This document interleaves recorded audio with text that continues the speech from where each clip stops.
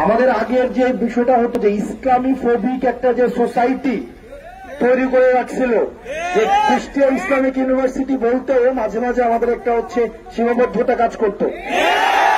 আর চাকরির ক্ষেত্রে এমনও হয়েছে ভাইবা বোর্ড থেকে কুষ্টিয়া ইসলামিক ইউনিভার্সিটিকে একটা সর্বোচ্চ মাদ্রাসা হিসাবে দেখা যাইত।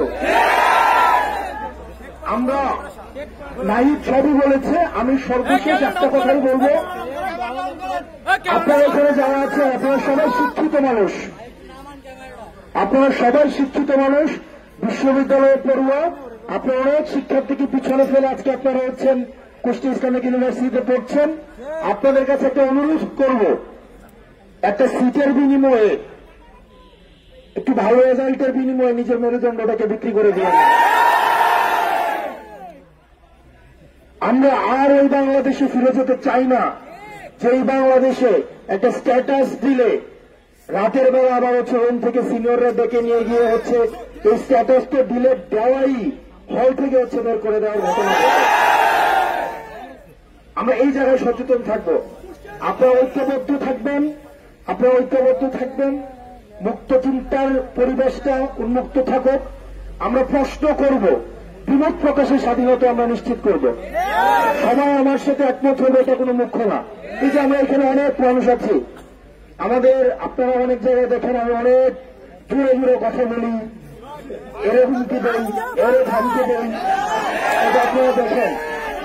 আপনারা আরেকটা চেহারা অনেকেই ছিলেন যে ক্লাসের মধ্যে আমরা কতটা ইন্টারেক্টিভ ভাবে আমরা ক্লাসে কথা বলি। আমার কাছে মনে হচ্ছে আমি আমার ক্লাসে এসছি। এই যে দেখেন আপনারা যে এখানে আছেন, অনেকে টুপি পরে আছে, অনেকে হিসাব আছে, অনেকের হিসাব নাই, অনেকের মেকআপ আছে, অনেকের মেকআপ নাই, অনেকের দাড়ি আছে, অনেকের দাড়ি নাই, অনেক মুরগি পছন্দ করে, অনেক মাছ পছন্দ করে। এইটাই ডাইভার্সিটি। আমাদের সোসাইটিতে সবগুলো এলিমেন্টস নিয়ে আমাদের সোসাইটি গড়ে ওঠে।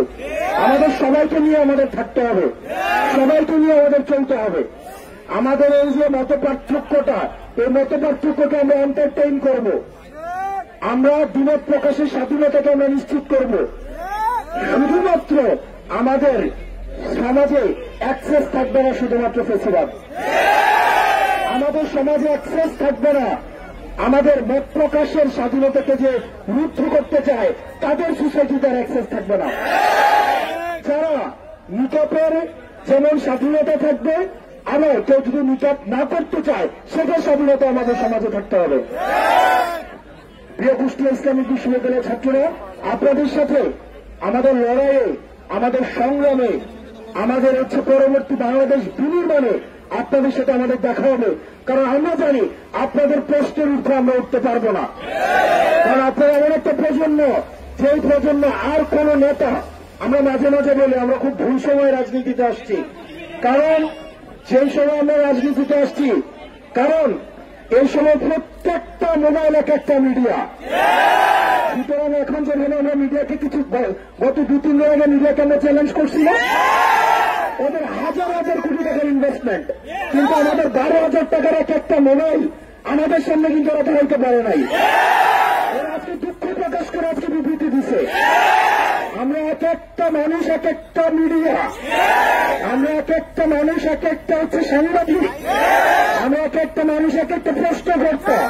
সুতরাং আমি 2 জনের চোখ ফাঁকি দিতে পারবো, 10 জনের চোখ ফাঁকি দিতে পারবো, কিন্তু আপনাদের 100 জনের 200 চোখ ফাঁকি দেওয়ার ক্ষমতা আমার নাই।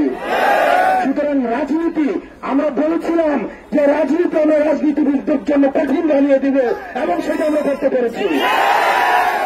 ইসলামিক বিশ্ববিদ্যালয়ের শিক্ষার্থীরা অনেকে আছে আমার ছাত্র, আপনারা ভালো থাকবেন।